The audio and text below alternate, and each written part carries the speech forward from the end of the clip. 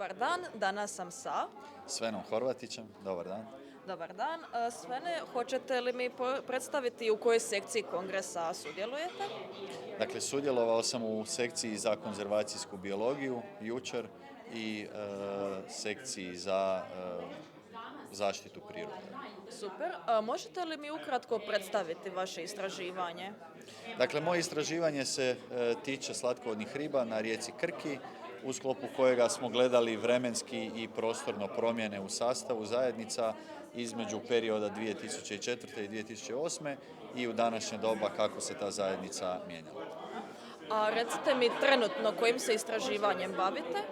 Dakle, u današnje doba bavim se bioakustikom riba, isto tako sastavom zajednice kriptobentičkih riba u priobalnim područjima i slatkovodnom ihtiofaunom, kao što je bilo to predavanje. Super.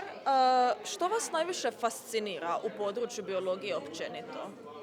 Pa u području biologije najviše me fascinira ta raznolikost tematika kojom se možemo mi kao znanstvenici baviti i taj nepresušan izvor ideja koji možemo iskorištavati koliko god imamo želje i volje i ideja. Okay. I za kraj imamo pitanje iz šešira.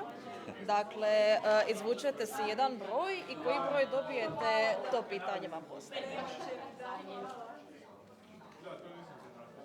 Ajmo s ovim. Može. Dakle, broj je broj 8. 8. Vaše pitanje glasi, jeste li ikad dobili rezultat koji vas je nasmijao?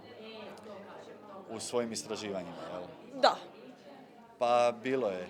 Pa onako kiselo sam se nasmijao. Bio sam malo žalostan zato što sam to dobio. Okay. Ali bilo je i smiješnih rezultata, da. Neočekivanih i smiješnih, rekli bi. Super. Da. Puno vam se zahvaljujem i želim vam ostatak dana da bude ugodan i isto tako i cijeli ovaj kongres da vam bude super. Hvala također.